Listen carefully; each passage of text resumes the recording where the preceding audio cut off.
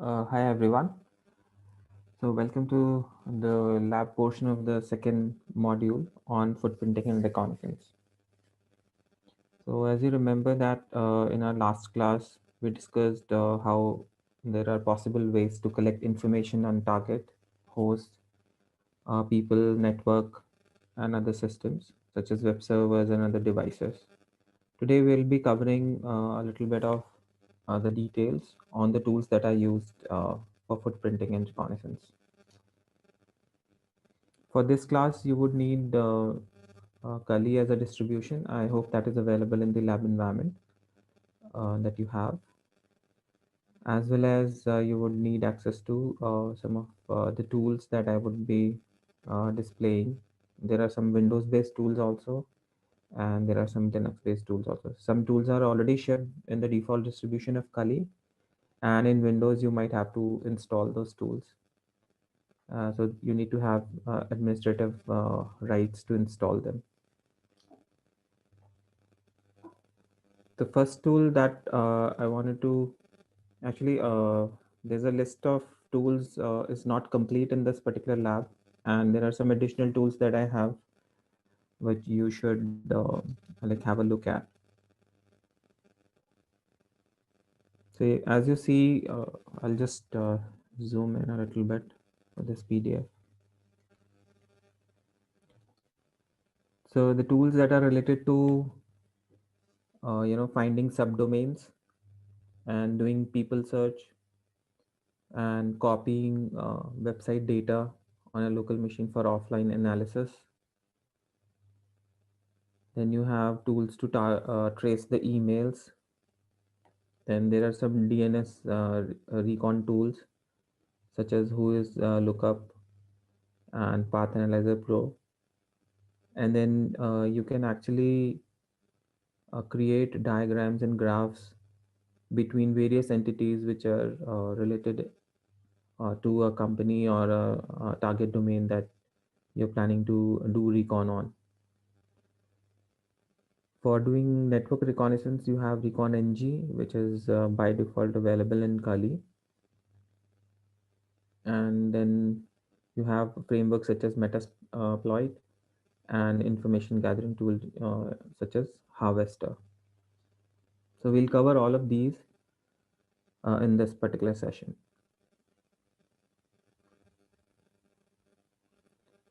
Let us first understand how to use basic ping utility which is there available in Windows. So if you have Windows, you can actually see and follow through these steps that I show on the screen, or else you can actually go through it later. So there are some basic why this these tools are required for you to actually understand these tools. Why there is a requirement? Because sometimes you don't have access to internet, and also sometimes access to the outside network is not allowed. So these kind of tools comes in handy, wherein you have to understand the underlying network and what kind of a packet frame size you can set, and how you can actually communicate with the IPs across the network. Ping is the very basic utility. It follows ICMP protocol, and it just sends a reply to the request that you send to a target host. So let me just show it to you.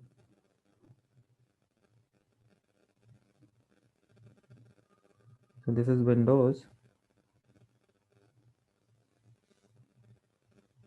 To start the ping, you need to actually launch command prompt, which you can search with the keyword CMD. So it's like once you launch the command prompt in Windows, you need to write ping. Then you need to write the name of the target. Say I would say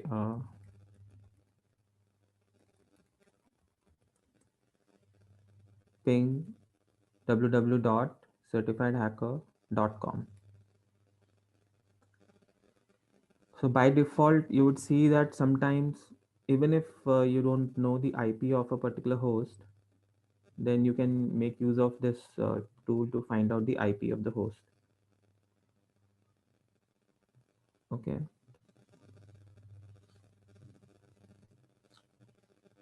Now I just pressed up arrow to go back to this particular command on the command prompt, and then I'm typing -f, and I'm going to set some kind of a size to this frame packet, which is also called MTU. The MTU size I'm going to put, say, 1400. So what's the meaning of F? So if there is some kind of a help you want to see from a command line tool such as ping, you can actually use ping with / and question mark. So I'll just scroll it down for you to have a look at various options which are available with this tool.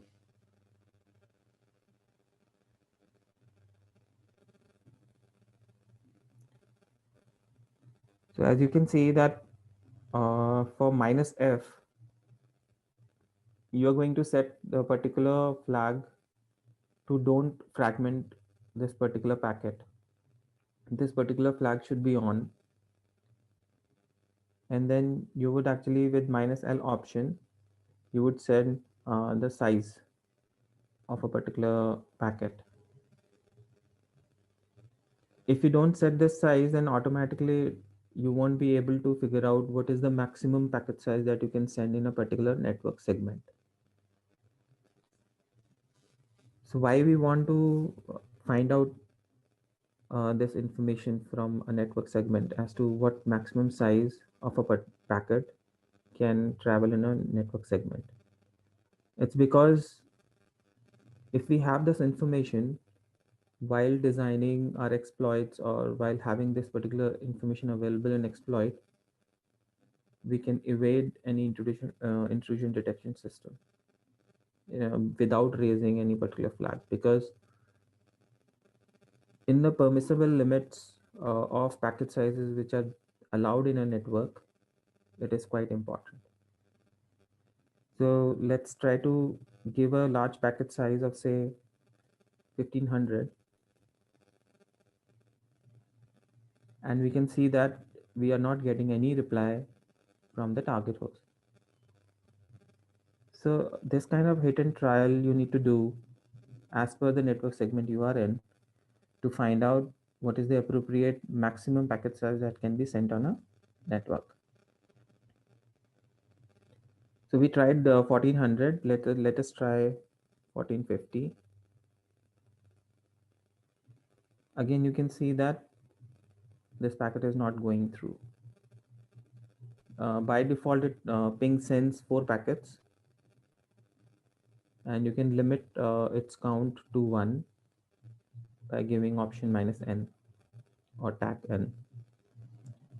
So let's try to figure out and give 1430. Okay, we can see that on 40, between the value of a particular packet size needs to be between 1430 and 1450. Let's try to give 1435. Okay, so it's somewhere between 1430 and 35.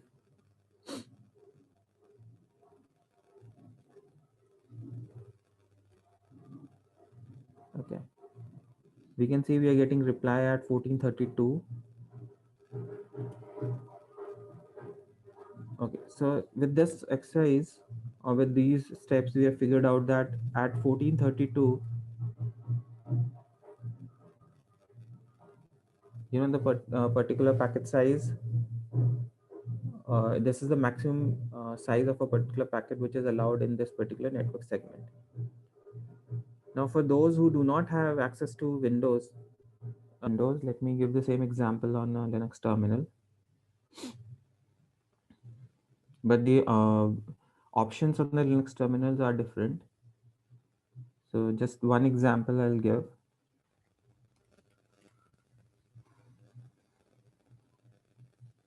You can say same command ping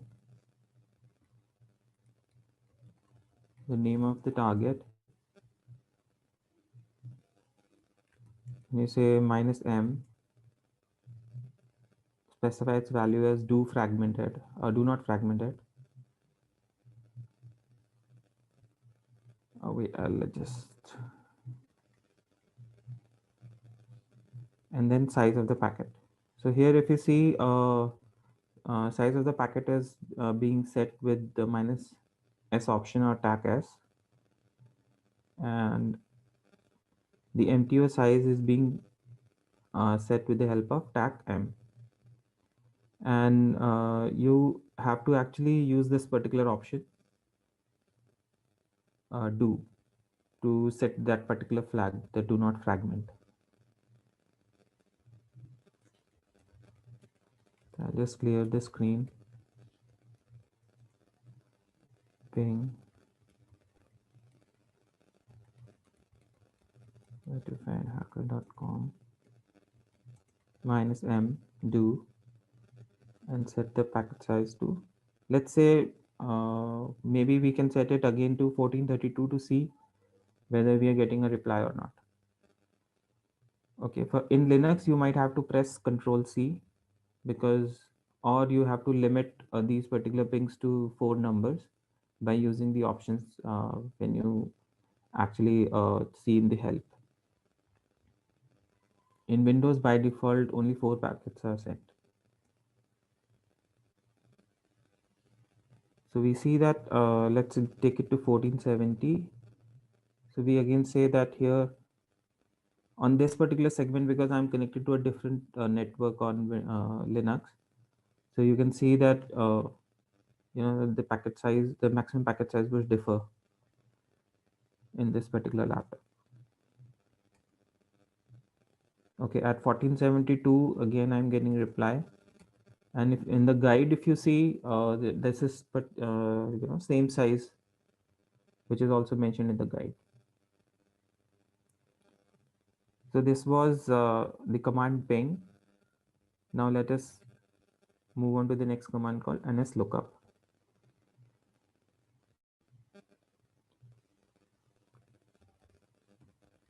So if in Linux, if you want to use ns lookup, so there's one more thing I wanted to let you know at this point, that when if you do not remember the complete name of a command, then you can actually press tab for it to auto complete in the bash terminal. So say if I want to type ns lookup and I type ns and I press tab, then it will auto complete that command for me. If you want to look at help, okay, it does not have that.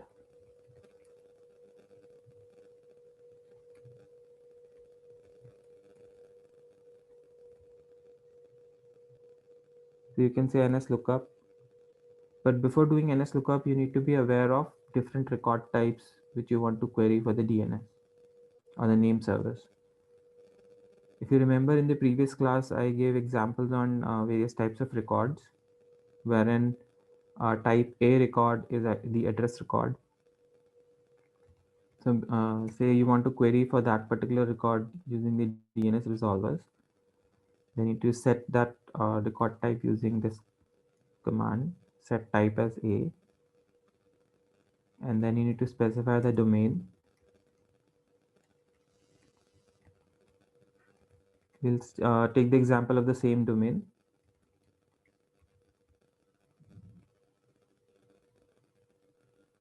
So this is the default server or default IP which is being used for me to, on this particular laptop, which will get the name of the mapping from the mapping which is available.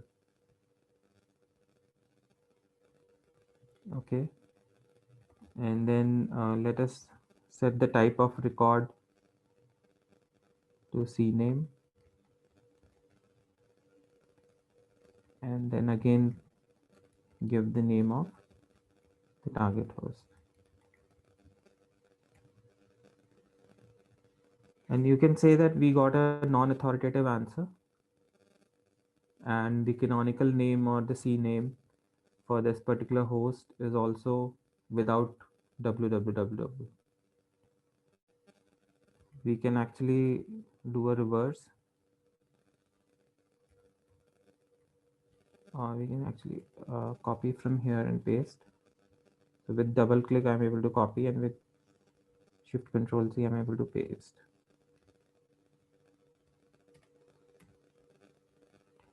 So now when you actually give the canonical name, which is also the primary name, you'll get the origin host, which is the name server, the ns1.bluehost.com.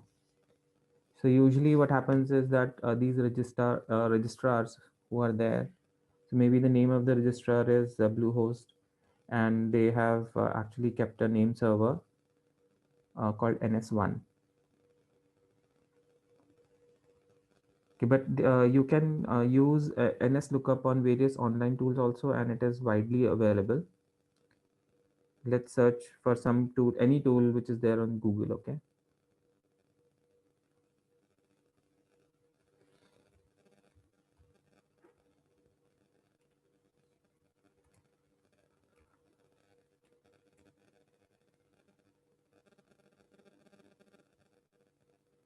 So I've gone to the first link which is there available with me called centralops.net. Okay, here I will actually give the name www.certifiedhacker.com, and I can click on go. So what this would do, the command, it will have a lot of other information which was probably not possible to query from the command line, but from the net it fetches out a lot of information, such as that what uh, whose information is available, then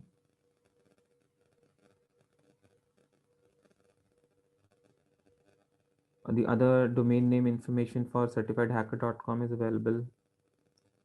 The registrant name is there.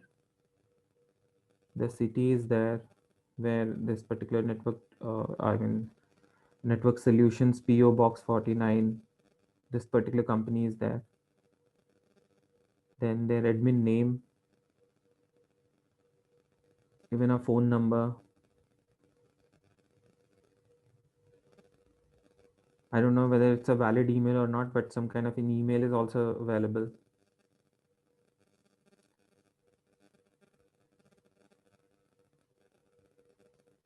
And there are some other utilities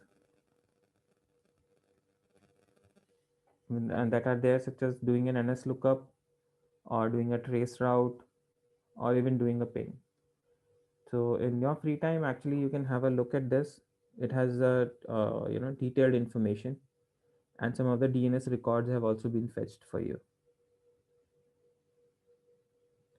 So these are the name of servers. So in our command line tool, we only got the name of NS1, and it was also non-authoritative. Then we have the A record. We have the exact IP, which is there, and there are some additional two name servers from unifiedlayer.com.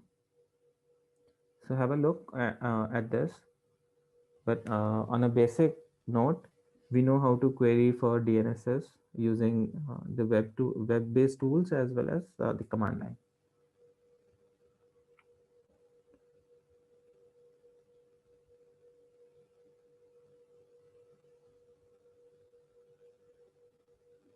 Let us move on to the next section.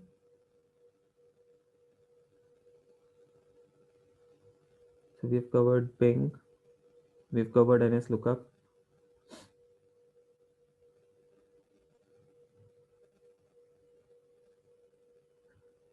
Let's have a look at a tool called sublister in order to search for subdomains.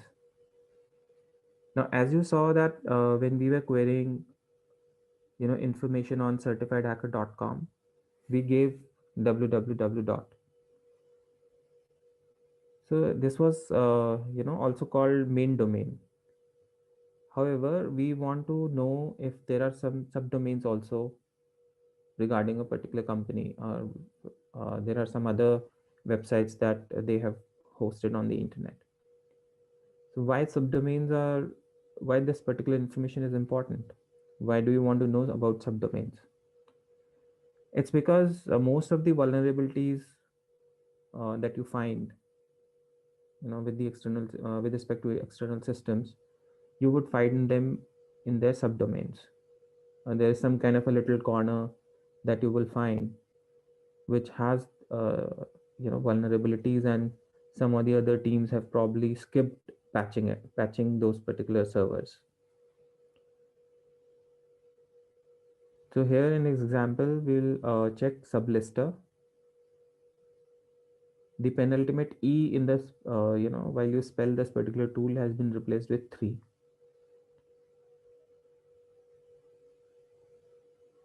So if it is not available in your Kali distribution, then you can use the apt command, apt update and apt install to install it.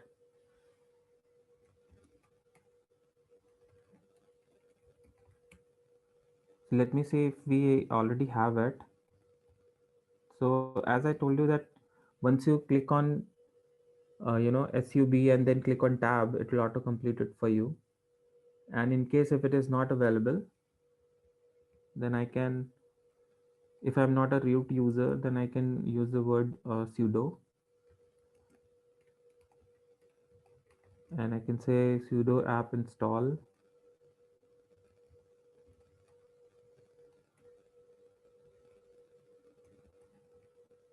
sublister.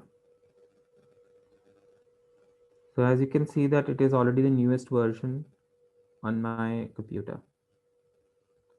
So once it is installed, let us check various options which are available for it.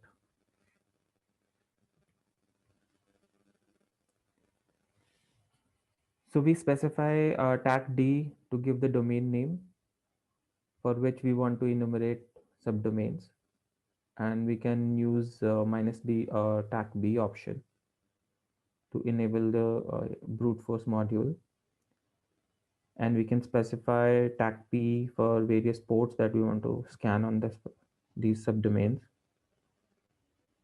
Then with if we want more messages while it is running, then we can specify with tag V for making it more verbose. And if we have better CPU, and we can run it multiple threads, then we can specify that with this option called tag-t. Then we can specify the name of the search engine where we want this particular tool to go and search. Okay, we can specify Google or Bing, and we can also comma separate them with. And taco actually relates to saving this particular results to a file. And there is a little example which is given here to find all the subdomains that are available for google.com. I'll just clear the screen.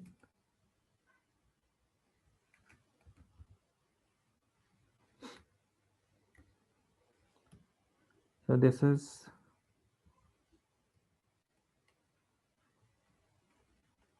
let's search sublister, microsoft.com domains with sublister.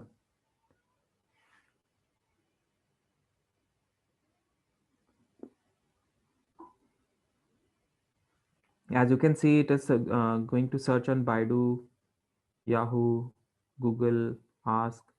Then it's going to search on Netcraft database, VirusTotal database. I think VirusTotal it's not going to search because it's been blocked for our requests. And as you can see, it has found so many subdomains related to Microsoft.com.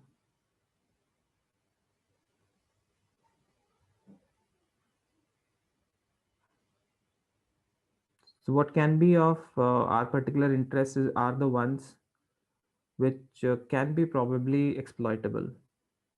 So we need to just collect this information before beginning the next phase of our attack as to, and then from this long list we need to actually, so we can see that there are so many devices which are actually relaying information on these subdomains relay.teams.microsoft. And this particular information is available by default on various other search engines that we have listed.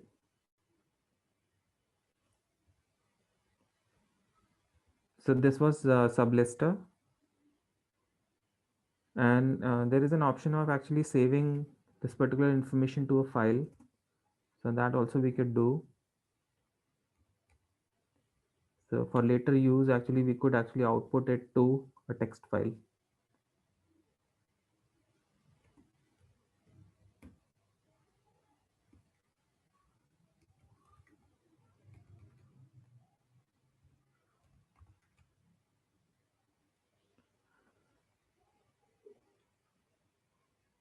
So now the list will also be shown on the screen, as well as it will actually write it to that file.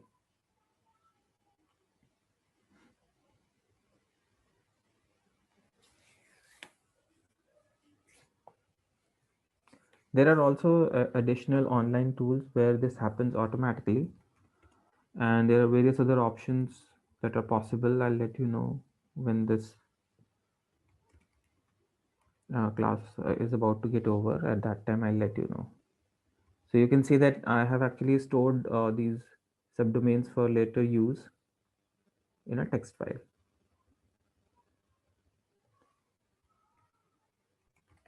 Why subdomains are important? Because most of the time vulnerabilities are found in the subdomains, and they seem to be sometimes less protected than the main domain. So that's the reason we were enumerating subdomains with the help of sublister. Let us move on to the next tool.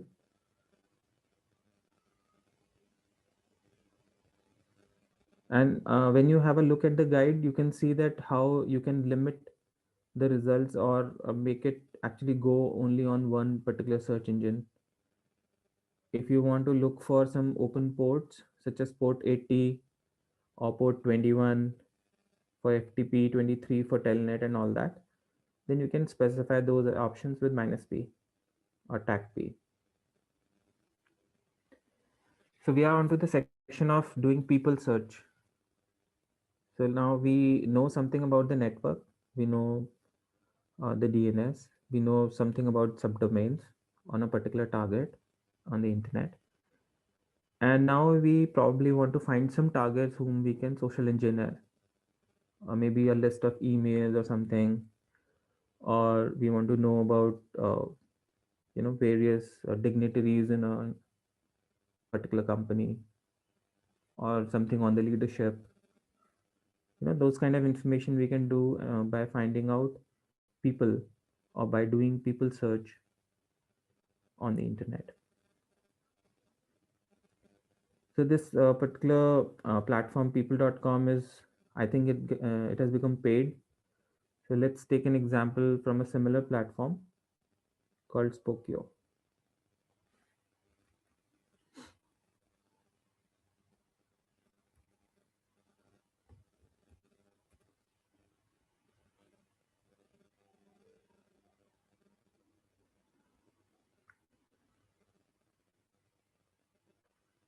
So let's do a search on Mark Zuckerberg, CEO of Facebook. So with simple Google search also you can find. I don't remember the name of his spelling, so I'm just copying it from there. And then I can just give it so that I can get a lot of information about his phone number, his address, where does he work, which city does he live in, and other details. So one thing I want to point out here is one that important thing that there are it's not only one person who has this name. So as you can see that there are 24 people named this Mark Zuckerberg in New York, California, and 10 other states. And this might happen with any target on whom you are wanting to collect the information. So this website called Spokio has actually categorized based on locations. As you can see that there are 5 results from Indiana, 5 from California, one from New Jersey. So you might have to, correlate or cross check with one or multiple platforms to home in, or to basically zero in on the person that you're trying to search. So let's say I go on Wikipedia, a trusted source, and I see that this person is 36 years old. He studied from Harvard, and he has like two relatives. He also has two children, and his spouse name is also given. Then he works for Facebook. Now, some basic information with which you started, and then you need to build on that particular information, and then probably relate with a platform such as Spokio.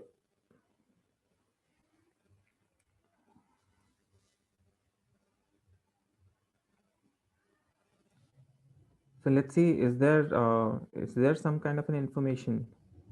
So I can see that I can easily reject or eliminate people who are not 36 or around that age.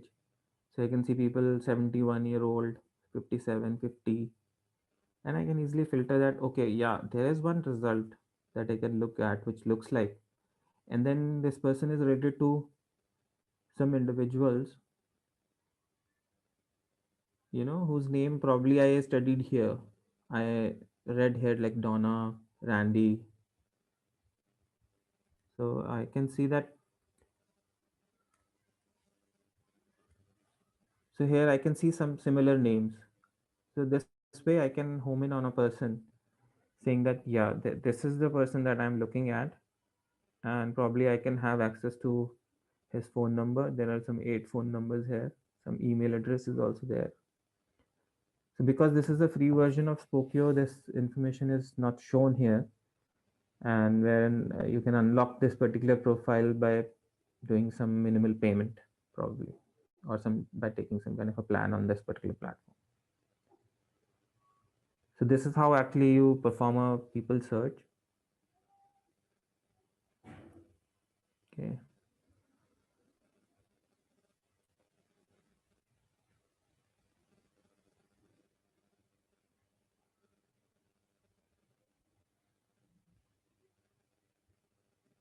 Then there is a tool called InSpy, which actually fetches information from LinkedIn. So as currently, if you go and have a look at its GitHub repo,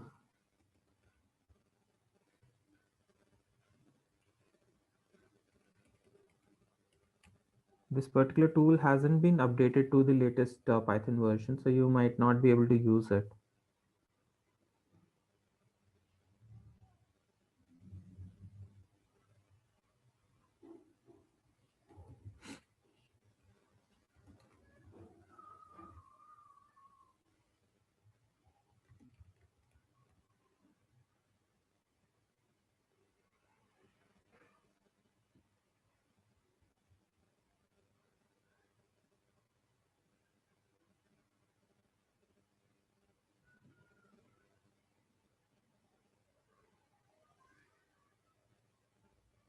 See, it's the last release was version 3.0.0, and that is the one which is by default available with Kali. Okay, and then you will have to probably clone it the way I did that. I'll let you know. And you will have to go to hunter.io to get an API key and then give it.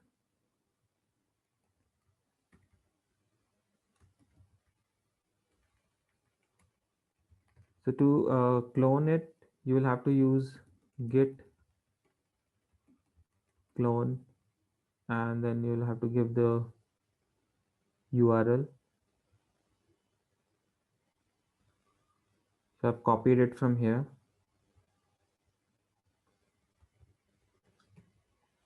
from Leap Security. And because it is already available in this particular directory, so I'll just name it inspire 2. So once you clone it, it will actually download all the files, and then you can actually look at it. Okay, if you remember the command that I told you to list down files in a particular directory, it is there. And if you look at various dependencies, you will find them in requirements.txt, on which it depends. So as you see, it depends on very old version of Beautiful Soup. Currently, they do not recommend using this particular version. And also, it if you have a look at the file, it depends on like it uses the Python 2. So you might not be able to use it. So with some tweaking, you can actually use it.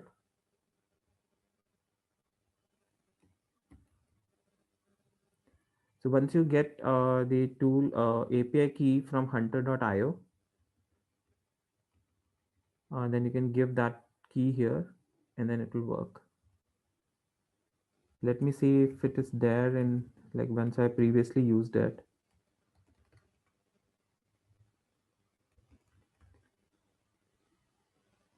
Okay, I'll very quickly I'll cover one small thing. Say I want to use Python's particular version. Okay, say 2.7 for it to actually run this particular file. Then I can specify that name with the complete version, and then I can run that tool. Okay, so I did not give any option to it. So it has by default given me the help message. Various options that are available for it are domain, email, and titles. And there is one positional argument that I need to give is company. So I can say Python 2.7 name of this particular file. Once I have cloned it and I have given the API key, then I can name the company, specify the domain, or let's do for Microsoft because most of the time we get good results there. Then we specify the name of the domain, and we ask it to do search the emails for us. So let's say there are some this kind of a format which is there for employees.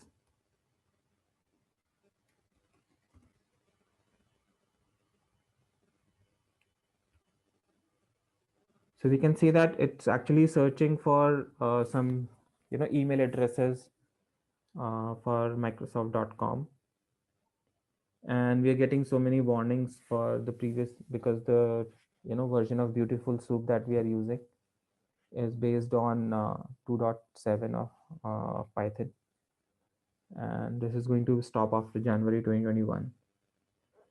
Okay, so for this particular format, email format for domain Microsoft.com, Hi, nothing Devendra. was. Sorry to Yeah. interrupt in between. Okay. Actually, I can see a user named as Dreamwork shared a WhatsApp group invite link in the chat. Okay. So we already noted the Telegram, this thing, the WhatsApp chat link, Okay. and those who try to join the this thing, the group, whosoever, their registration will be Okay. cancelled. Actually, this message is for the students. Actually, Okay. Okay. creating a third-party group is strictly prohibited, and a user shared a link of WhatsApp group invite named as e-hacking class. So those users who Mm-hmm. will be joining the class, their registration will be cancelled. This is just a notification to you all. Okay. So already we will try to fetch the information of the user who shared, and will cancel the registration today as soon as possible. Okay, sir, you can continue further. Okay. So similarly, there are various other options given for email formats and the domain name that you can try. Okay. I'm just going to clear the screen and we'll move on to the next tool.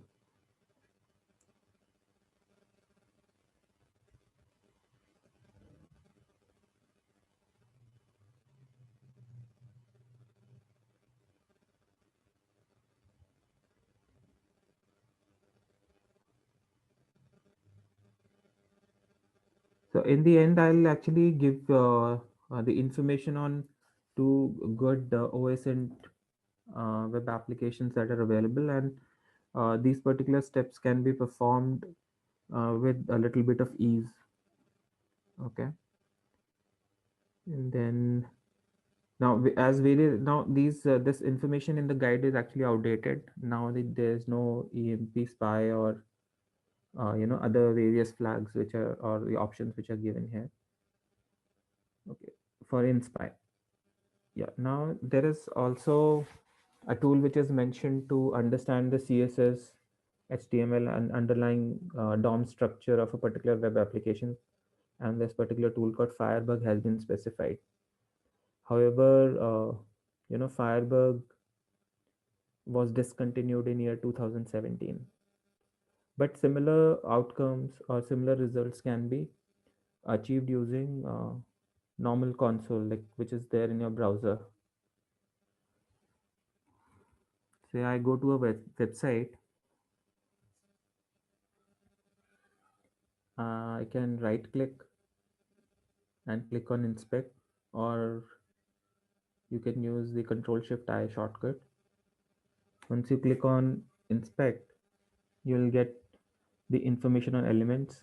You have a JavaScript console, you have a tab on sources wherein you know you can have a look at various images, JavaScript files, CSS that have been used by the website, and various other third party calls which have happened while this particular application was rendering in your browser.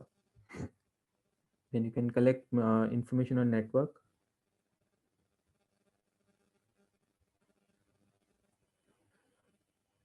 And once you click on one particular link, what requests are being sent to the target server, those also requests can be monitored with the help of network tab. Then you can have like if you're developing an application, then this is important, but in this case it might not be that important. But when you actually have a look at the application tab, you can get a lot of information on what is being locally stored, what is there related to sessions, what all cookies are there which are being stored on the machine, any cache it's there, or any application cache is there. Then you can have look at the certificate information. This is the normal dev tools which is available in Chrome. If you actually want to highlight a particular element while writing a JavaScript payload and all in near future, then you can highlight, and once you click on it, that particular link or that particular element will be highlighted in the elements tab, and then you can have a look. Now let's say you want to join this particular website, and it actually requires you to get an invite code, but I as a user of Hack the Box cannot send you an invite code. You have to figure it out yourself. So for figuring this out, this invite code, you need to have some information, some knowledge on using the console. Okay. So if you look at the console, this would actually give you some kind of a hint. Thus, this page loads an interesting JavaScript file, and see if you can find it. So you can do this small challenge, and while doing this small challenge, you will learn a lot about consoles, and it actually highlights a link to this particular JavaScript file. Said there was some kind of an error which was there. So once you go to applications tab, wait, sorry, once you go to sources, you can have a look at these JavaScript files. So here there's a file called, invite api.min. So maybe you have to actually go and look at this particular file to see that. So why I'm actually mentioning all of this to you is that being comfortable with the console actually helps you in collecting lot of information over a website. And this particular challenge has been designed for people like us to go and figure this out by doing some kind of a puzzle solving. You can do this in a free time. If in case sometime in near future, if you want to go and debug, or you want to actually have a look at one particular script, so I've just clicked on pretty print, and maybe at this particular point I want to put a breakpoint, so that when actually I load this page, the execution of the JavaScript engine should stop here, and I want to inspect the values of some variables and all that I can do. So you can have information related to call stack, scope, breakpoints. So this is some details that if you want, you can have a look at this. So this guide also covers some additional things that you could do with Firebug. But as you see, Firebug was discontinued long back. So you can use the latest console tools which are available.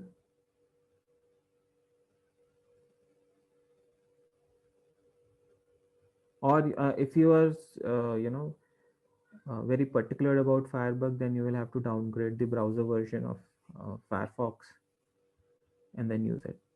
But because it was not very secure, so that's why it was discontinued 3 years ago. Okay, let's move on to the next tool.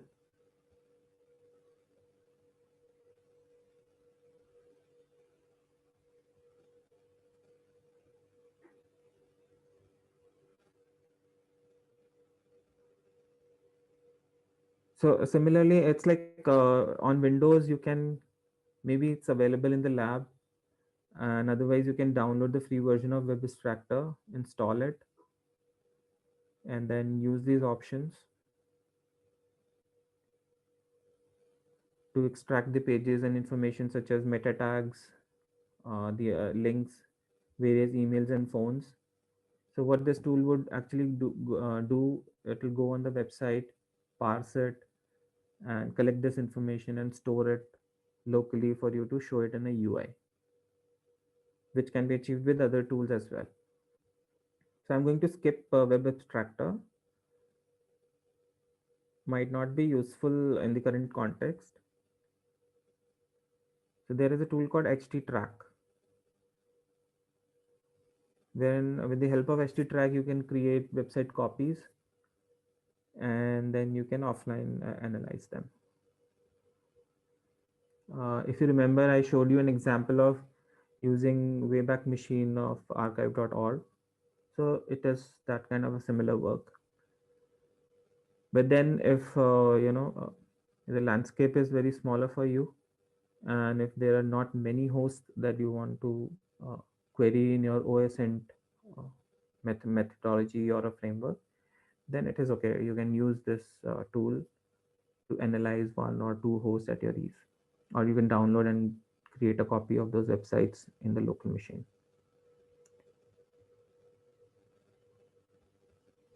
So I'm switching to Windows, and I've installed this tool httrack from its website, as it is given on the guide also. So once it is installed, you can actually, the first screen which is there, it shows you to start a new project, and or if there is a partial download which was going on, you could resume it. So once you click on next, you need to give a project name.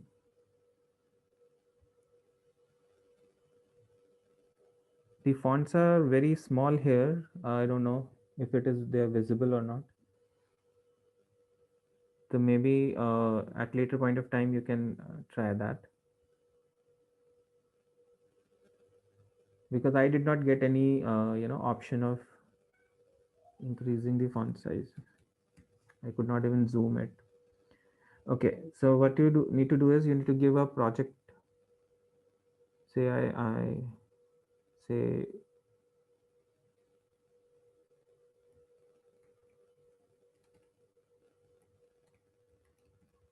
footprinting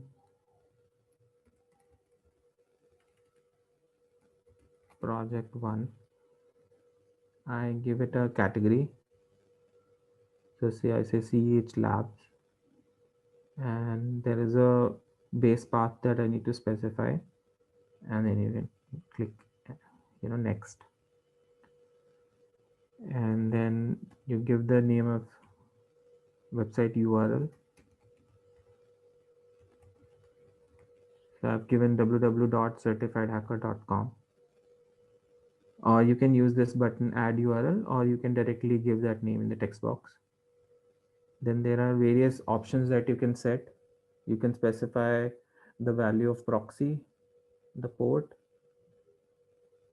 various scan rules for .gif, JPEG files, zip or tar or MPG or MPEG files. You can actually do, you know, as soon as you check this box, these values will be included. Then you can specify the limits, because it actually connects and downloads the data at a very fast rate. So right now, the target is certifiedhacker.com, which is actually meant for testing.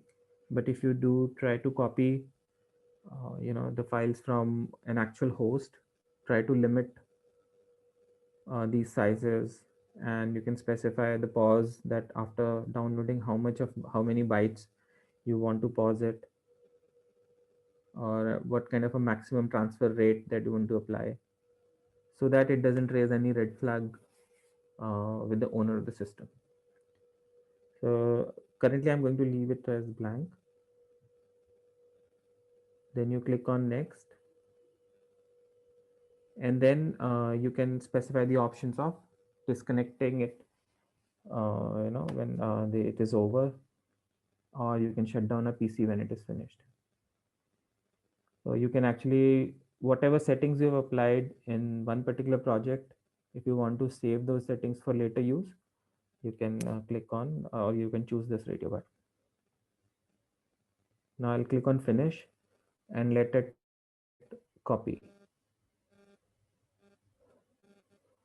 So I'll just cancel it. So what it will do is it will download all of the information by launching 4 active connections, because that is what I specified, which is the default. Currently I'll cancel it because it might take some time. So you can do that whenever you are trying this particular tool.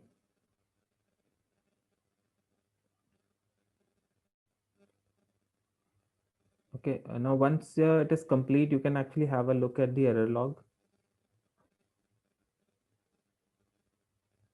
So you can see that because I aborted it, it's written as mirror aborted. And if it faced some kind of errors while downloading some files, that also will be specified in the log.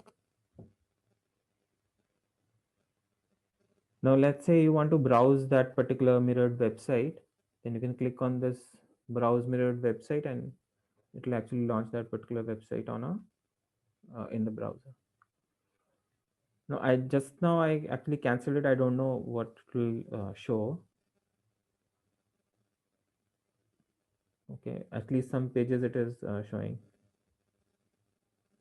That's how you actually use track to copy a website to your local machine.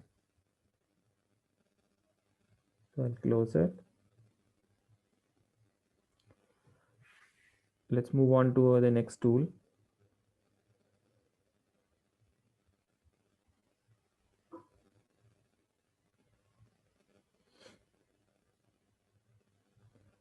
Yeah, tracing emails. Like, this is something which does not happen very easily these days. So if you remember, there were some tools that I mentioned to you in the previous session, and making these kind of tools work on local system is not very easy. So you might have to fiddle with them, and sometimes these particular tools won't actually connect, and you might face some of the other problems. So there is a tool smart, wait, which I had,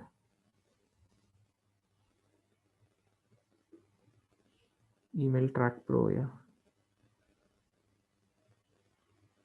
Okay, so I actually created two test email accounts, and I was facing some problem with Yahoo, and it was not working with Gmail. Then there were some connection problems that I was facing once I tried to connect it to Hotmail. And it is not like, even when you try to use it, it's not that user friendly also. So it kept on breaking in between, and sometimes its UI also stopped in between. So but you can create, if you want to use it. I was trying to use the trial version. If you want to use it, you can add the mail account, okay, by clicking on, wait, I'll just, so on the upper tab you have email accounts. So I'll just click on it. Now you can add your mail accounts by clicking on add, and it supports these many account types. Like you can define your custom account, or you can use these servers, mail servers like Hotmail, Yahoo, Gmail, Inbox, and Mail. So it basically uses POP and SMTP information and their port. If a server uses SSL for secure connection, you can specify that here. And this mail server information is auto populated for these account types like Hotmail, Yahoo, Gmail, Inbox, and Mail. So what it does is, let's say there are two email accounts, like one is of an attacker and another one is of a victim. And say attacker sends an email to the victim, and victim wants to know that this particular buggy email, which has some bogus hyperlinks, and I want to know where it came from. I want to trace it. So using this kind of a tool, you can get a lot of information.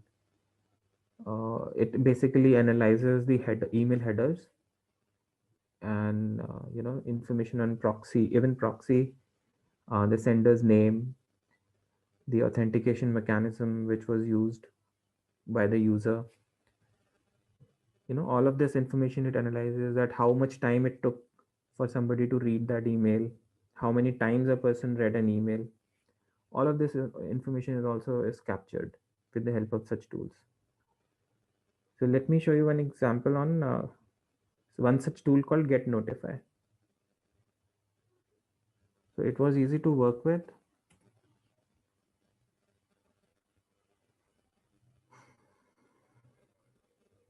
So you can give your name, and you can uh, you know sign up for it, for an account.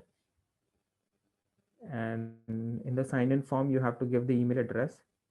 So I created a dummy account called stupid netizen at Yahoo, and it gives a sign in form, and I can sign in. And then I also had an account on Hotmail.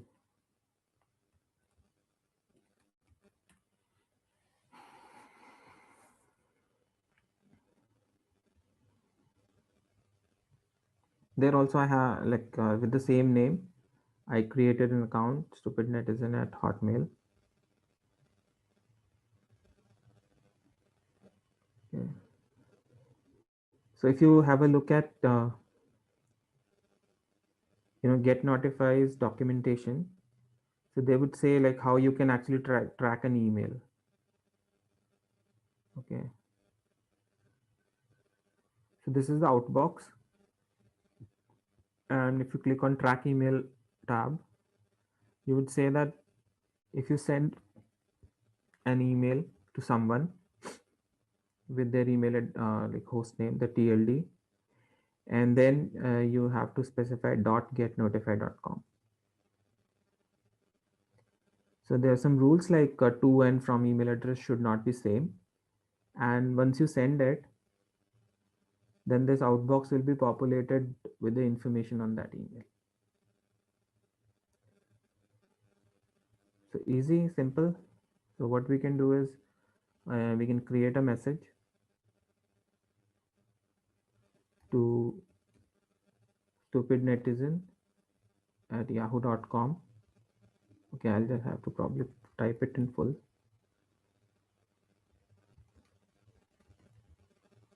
So what I'm doing is I'm sending an email. You can think of it like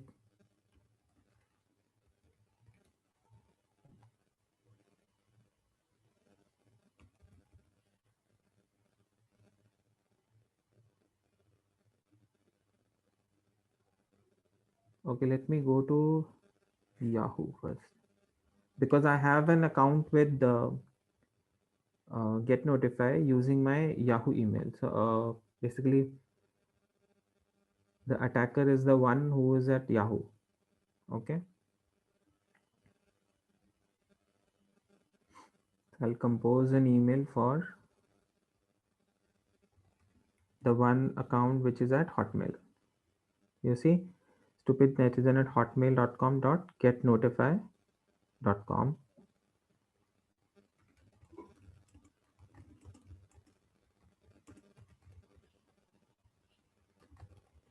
So I've drafted an email. I've given the address also as per the instructions of Get Notify, and then I clicked on send.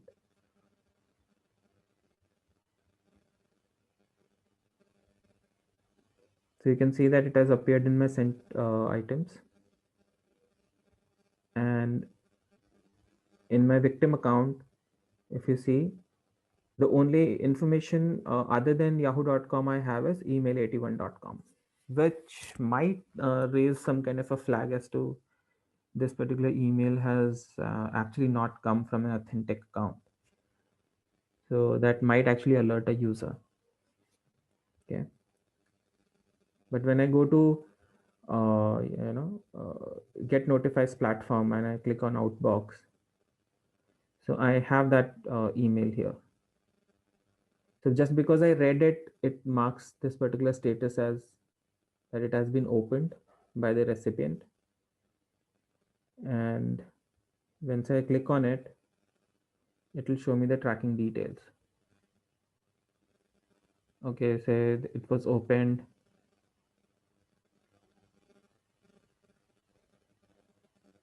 It was sent on this particular date. Okay. And I can click on details. Say what was the operating system which was used. So this is something which is different. Okay, because I am using Chrome browser on Linux. So I don't think this is right. But anyhow, the IP address has been noted. The internet service provider has been noted down. The location is there. So because I'm actually connected to a VPN, so it might be, it might have noted the wrong information. And it shows, somehow, sometimes it, with respect to Hotmail and Gmail recipients, it does not give you the right information. And that is there mentioned in their note. So, but you can try this email tracker with the target that you have. So let us move on to the next set of tools. I'll close these tabs.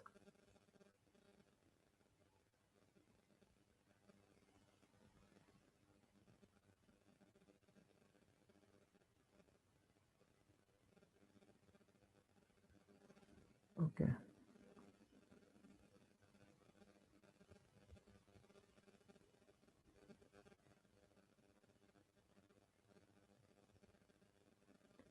Yeah, for various Whois lookup information, I showed you a website, the centralops.net. It is way more verbose and way more, detailed information is given in this website. So rather than the one that is given on the guide, you can use this website. You can actually get a lot of information from domain dossier on who's record, network whois, and DNS, and you can even enable the trace route and service scans.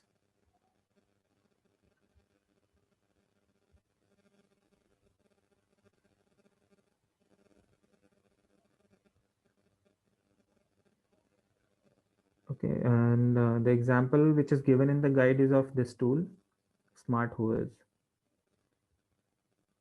So I'll just open it, and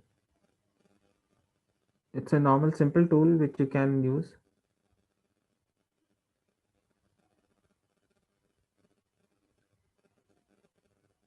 And in the address bar, if you see, you can actually specify the name of the target host. So I'll again give www.certifiedhacker.com, and I'll click on query, and it will give me details. It's the same details on name server host that we had.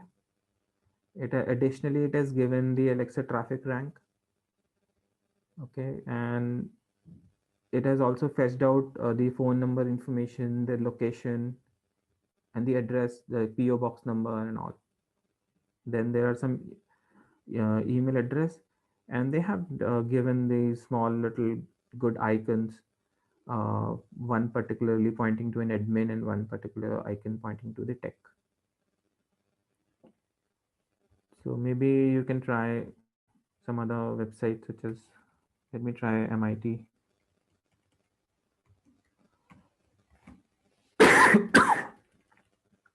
www.mit.edu.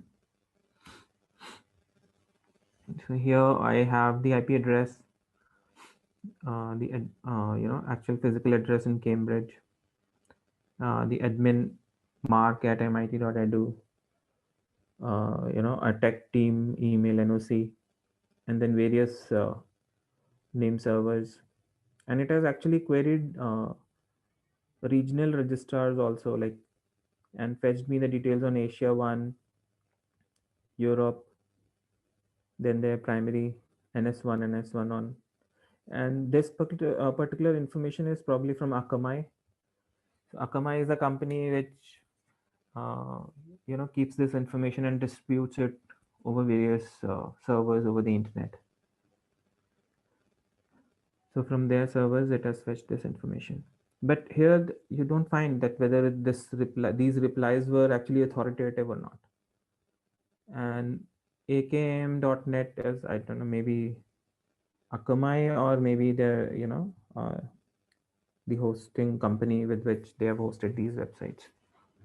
And you can have that particular look, uh, on these. So once you're in this smart OS, actually on the left hand side in the Explorer, as many searches you have done for IP host or domain in the address bar, it will keep saving it. You can actually print also these. So for your reporting purpose, or for in class purpose, if you're doing it as part of physical lab exercises. And then there's a button to clear it, clear the particular session.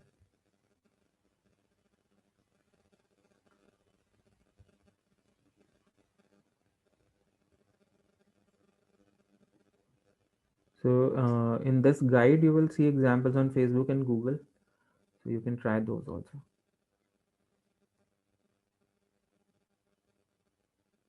I'll skip this Path Analyzer Pro. Probably as part of the lab, you can try to install it. The requirement for you to install this is Windows Server 2016 with administrative privileges. And it would take only not more than 5-10 minutes for you to actually use the default options and install it and use it.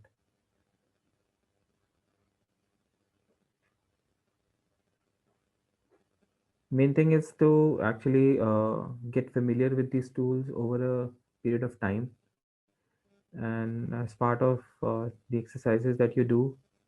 So for the certification purpose, you may not need very detailed information. You just should know that what all tools are there for what purpose.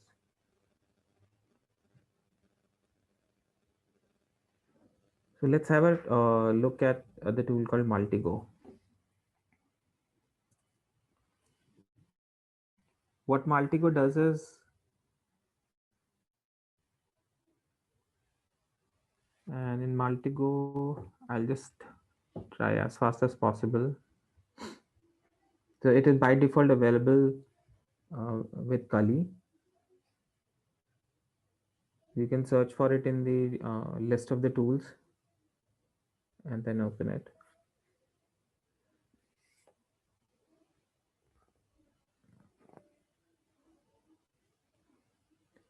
So what you would find in this tool is transformations. Like various people or the community have actually written transformations for specific purposes. So again, the work done by this tool is same, but it does it graphically. It collects a lot of information.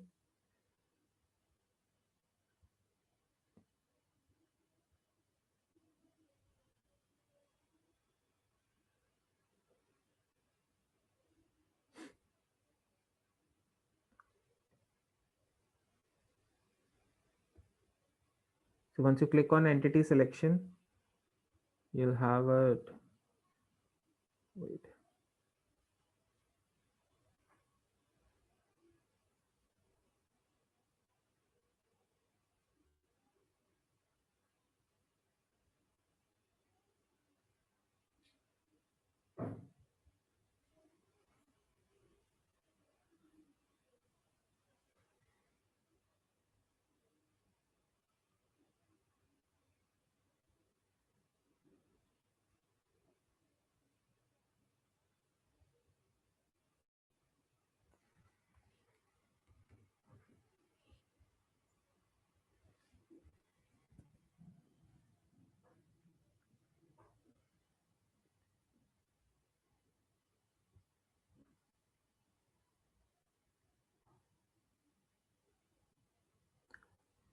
Basically, using this tool, you can collect same like domain schema, emails, person, all of this.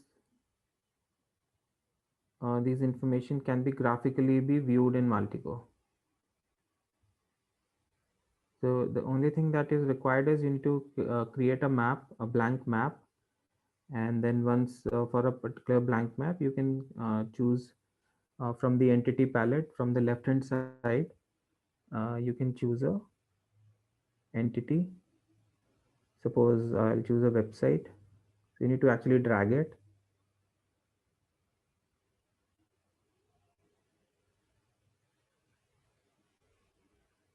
I don't know. My system is a little slower. Wait.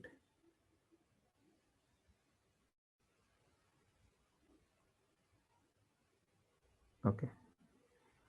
So it gives you the default information. You right click it,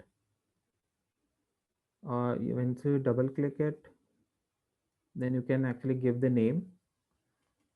Okay. Once you click on OK and you right click it, then you will give list of transforms. So say I give choose a transform which is related to DNS names. Okay.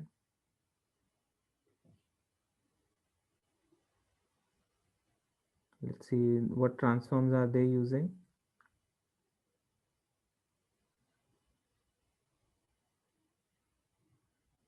So these first few slides are on installing it, registering and signing up for Multigo account.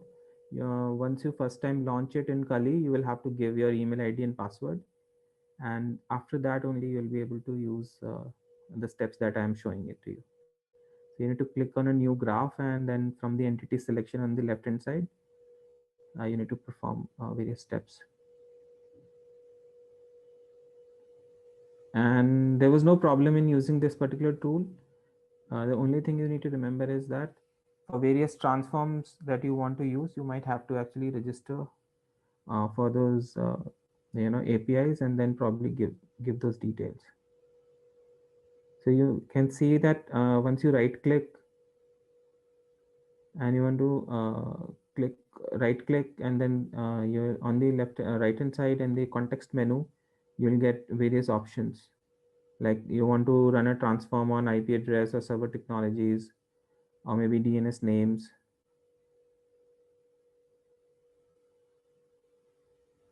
Let's say I'll run a transform right now to domains.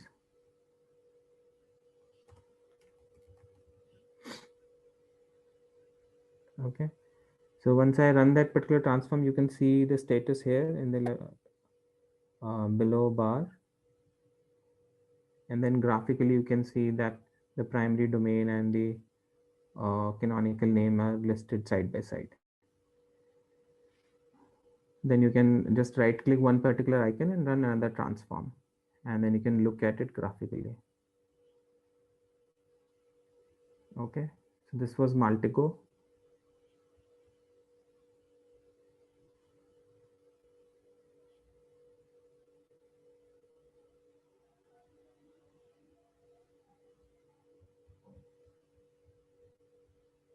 So you can run transforms on email, persons, people, and whatever database or the APIs that it finds, it can find that in those information on the internet, and it will graphically present it to you. Okay, wait. I think next is Recon NG. With Recon NG, you need to remember few basic things.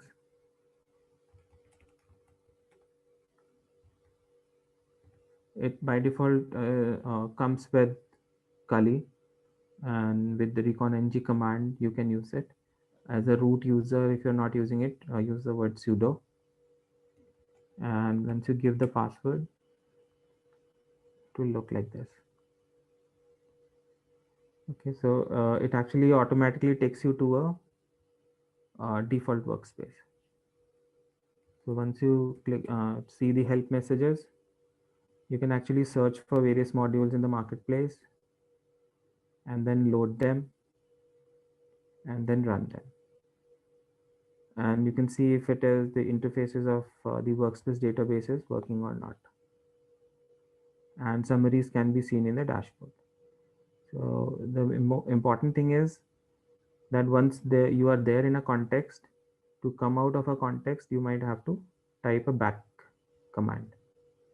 And to exit from the tool, you can use exit. So straightway, any shell command might not work in this tool.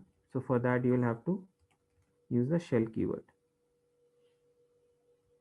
So let me try just one command from the lab document.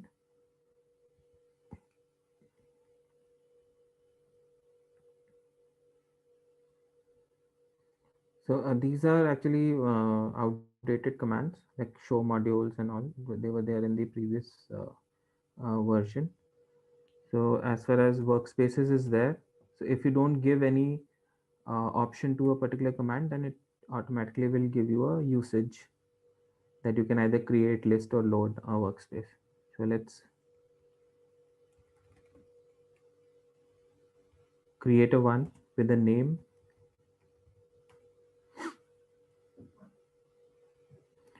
and it will give you that you don't have the Google API key is not set, and you can use keys add command to add it. So you need to basically right now we won't do it, which is actually required for you to use push pin module. If you are creating some kind of a map and you want to pin apply the pins on that particular map in your reports, then you need for that. So as soon as you create a workspace, in the context you can see that that particular workspace is there. So let's say if you want to search for a module, then you say marketplace search,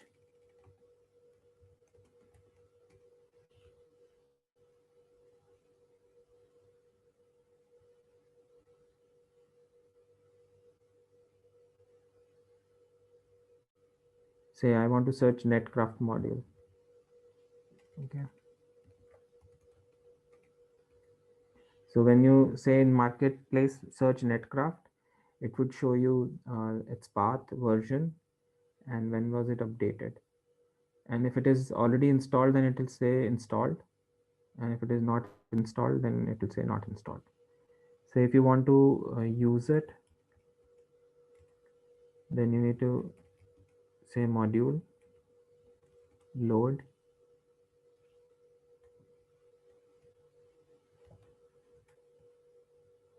So as soon as you load a module, your context will change and you will come inside netcraft.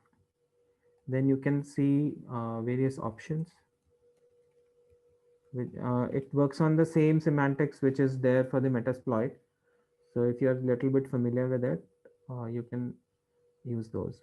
So you can see whether you can set hosts or domain or not.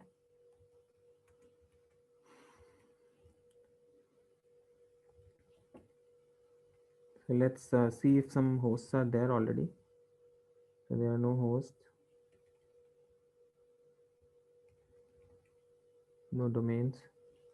So for them, you might have to use,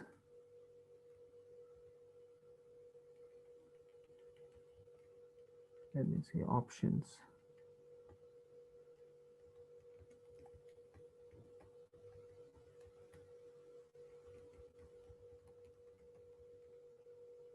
Okay.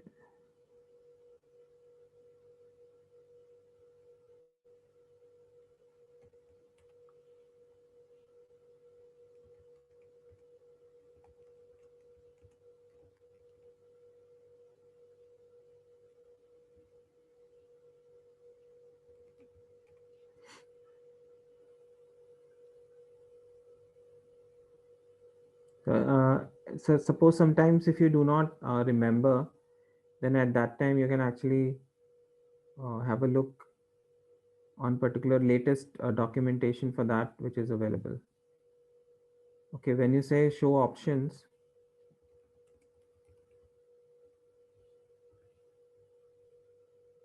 yeah, this is the command options set, and then you can set the source.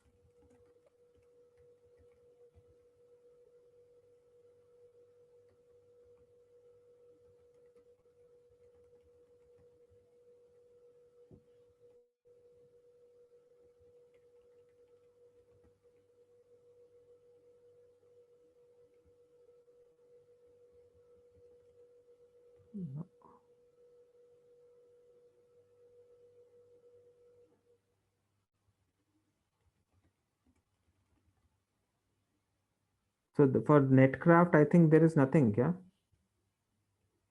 Anyways, you can try that, but there is something for hacker target. Okay. So I'll just say back.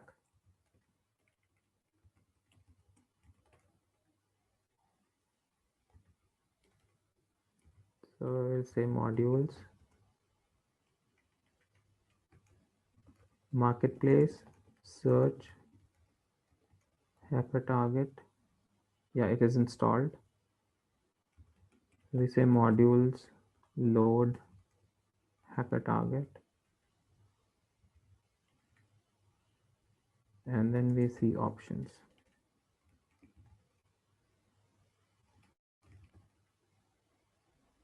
Okay. So this is the command options list. So if you say options list and then you say options set source, I think for the previous one that we were using, the previous module, we did not see the various list options which are available for that particular module. So we set the source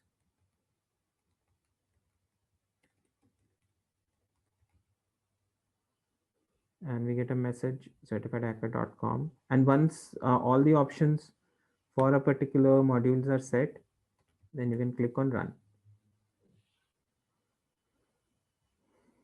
So once it runs, it will like for this hacker target actually brings you the IP address, and it should have fetched longitude and latitude, but those modules are not added yet.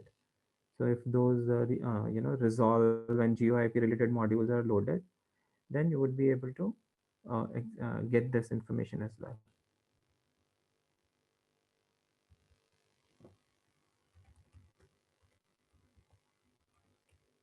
So with the exit command, you will be able to come out of it.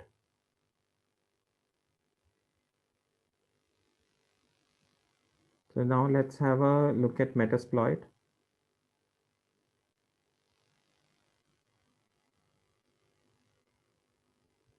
and the harvester. Harvester, also I had to actually go on GitHub and take their recent repo to make use of it. So I'll just show it to you.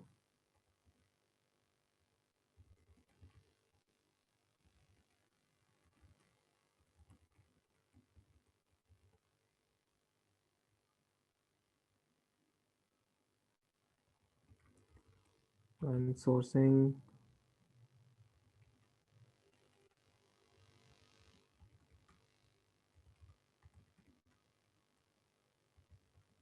So it actually works with Python. I was working with Python 3.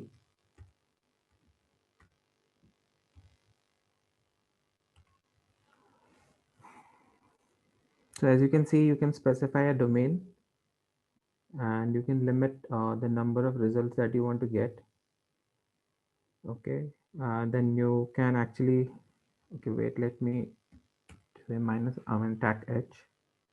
So I want this particular tool to go, if I want to go, this tool to go on Shodan or use Google Docs, then I can do that. I wanted to do DNS server lookups for me, then I can specify this flag. Also, if there's active footprinting or recon that I want to perform, then I can mention the taxi option, and I can save the results to an HTML or XML file by giving tag f. Now, the important thing in this is to remember that while specifying the source on one particular source, such as Google, Bing, or other search engines related to LinkedIn or Twitter, VirusTotal platform, if one is not working, maybe another platform would probably work for you. But I like to use minus B all, with respect to the queries or the commands that I send using the harvester. Okay. So we actually used, if you remember, Microsoft we were using.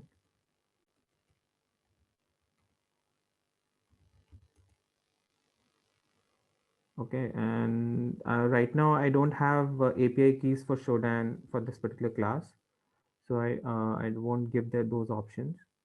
But I wanted to actually do a DNS server lookup, and then I wanted to search all uh, the sources which are listed here, and I wanted to save those results in this particular file.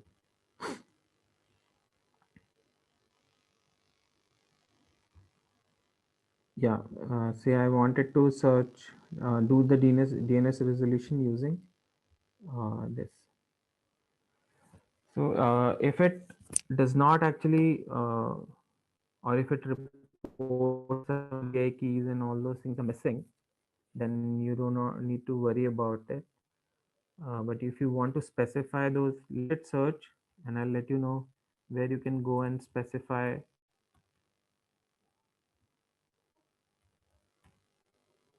the API keys. So using Vim, so if you go into etc the harvester, and you can uh, look at API keys.yaml, and there you can actually specify the keys for Bing, for GitHub, for Hunter, for Intellex. So by default for Intellex, one particular key is given here, the installation that I have. So for Shodan and security trails and project discovery also you can.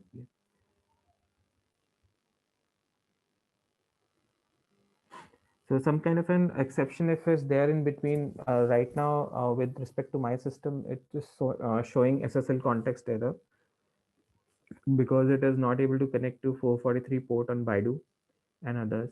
Then Google is actually blocking this particular IP. Okay, so these kind of errors you might also face, but it doesn't matter. Some of the other results it will be able to fetch, and you might not always be in a stable environment, so there is nothing to panic in that case. So whatever is available and whatever is possible in a particular environment, you can go ahead with that. So after running this command, it actually produces this kind of a file. I'll just show it to you on my the previous one that I tried.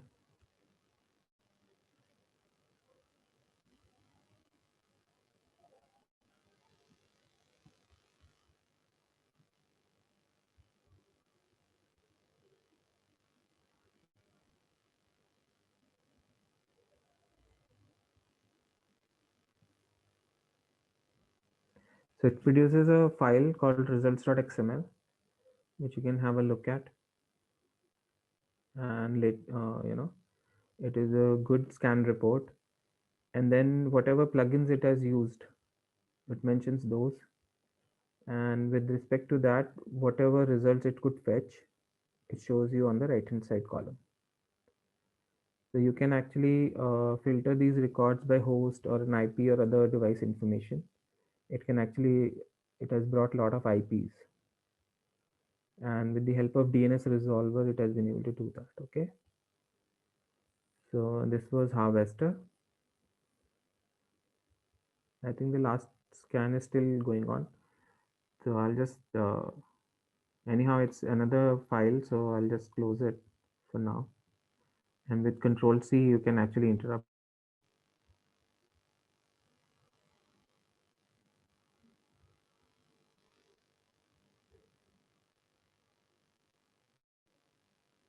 So with Recon NG also, you can bring some personal information by using some modules like Whois, POCs,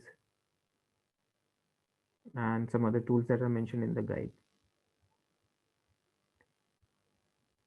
With respect to, okay, that push pin is also there, which relates to geocode and reverse geocode information you can bring using these modules.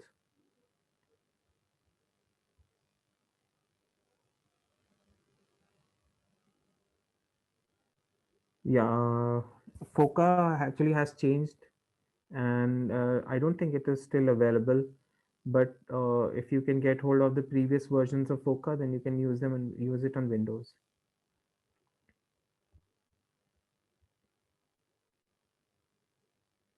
Yeah, OSR framework, I haven't used it, so you need to try that on your own. But yeah, there is an OSN framework that also you can have a look at. So wherein it gives a beautiful mind map kind of a thing. Say you want to query on telephone numbers, then which all particular tools you can have a look at. Okay, maybe there is something that you want to discover on dark web. Someone asked about it. So what all directories you can go and search. So this is also quite useful. Maybe some information you want on the emails, then have a look at that. Then there is a project called Project Discovery.io. That this is quite useful, and there like everything is open source on this platform. Okay, where they have a project repositories on GitHub, and they have good subdomain finding tools such as Subfinder. Then you can do some targeted scanning using nuclei. You can use DNS probe for all the DNS related queries that we were using. The other tools also we were using, and they are quite good. Then there is a and these project discovery databases are also fetched by Harvester also. So it depends, like you want to use the tools individually from project discovery, or you want to use Harvester and include those results with the Harvester results. Then this is also quite good. Intellex.io, you can have look at their tools, so such as this phonebook.cz. say on a particular domain, you can actually give regular expressions also there. Say on ci.gv gov, I want to list the email addresses.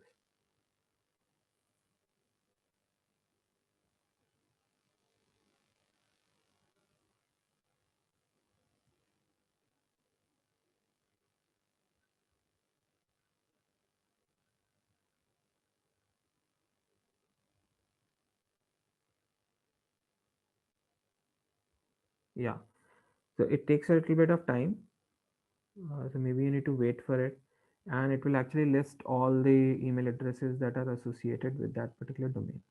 So why you want email addresses? To actually analyze that what all emails can be publicly collected, and they are vulnerable to be sent phishing emails or some other targeted attacks.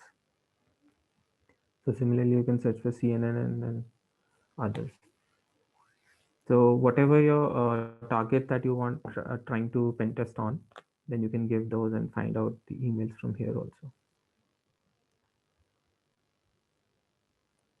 Okay.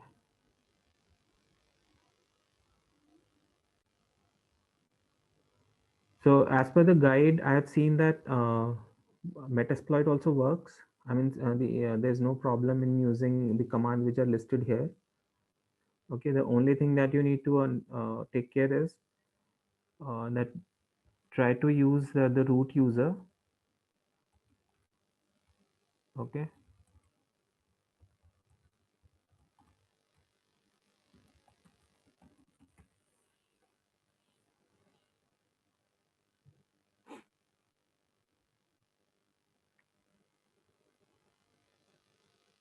and to launch Metasploit on your command prompt, you will have to use MSF console, and it will start the framework console for you. So if you are using it for the first time only, then you need to check, with this command, db status. If it says that it is actually connected to MSF and the PostgreSQL is there, the connection type, then it is fine. If it says some other message is there, then you probably would have to use systemctl command to first, start the PostgreSQL service.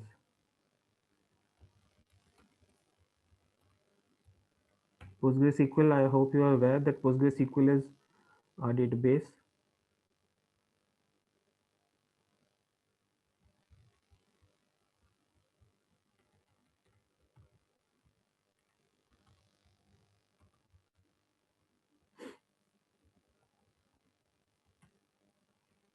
Okay, and if it is started already, then you should be able to create status also.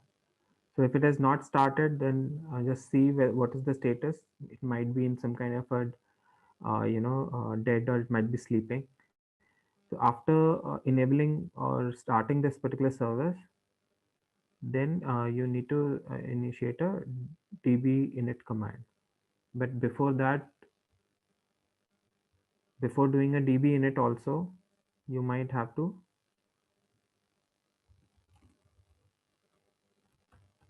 use this command,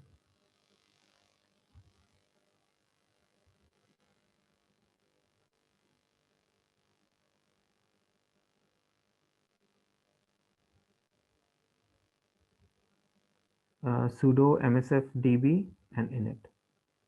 So once sudo msfdb init is there, if it is the database service is running, then it will create it for you. And then after initiating the DB, the MSF DB will be created in PostgreSQL server. And then you can use Metasploit by using MSF console command. And here also workflow is quite similar to what we saw in Recon NG, that you have workspaces, you have modules, there are commands to, and you can actually use help message to see the examples, that how do you actually set various options but related to a particular exploit and an aux. Okay, if there are some, then you can see db status command. And if you want to create some kind of a scanning using nmap, then you need to use db nmap command.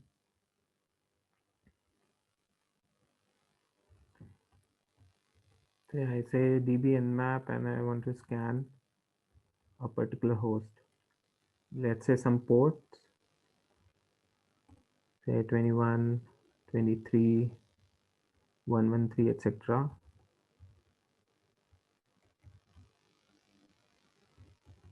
on my target host. Then I can do that. So once you see that all of those services and their state will be listed here for you in the UI. Okay, then there are some specific commands to save them for later use. Those you can have a look at the guide, and it will give you some options. Then there are various nmap scanning flags if you want to do a stealth scan or a Christmas scan as per your requirement. Then those scans you can conduct. You can save them into a DB, and then you can import those results for later use. So as you can see that the address and the name of the host is there, and it is stored for later use.